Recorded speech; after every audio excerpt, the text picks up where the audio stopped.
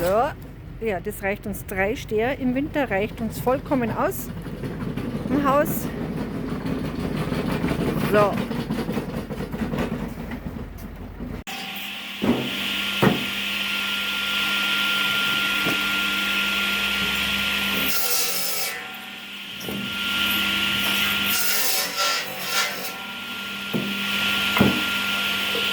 Kommt der nächste.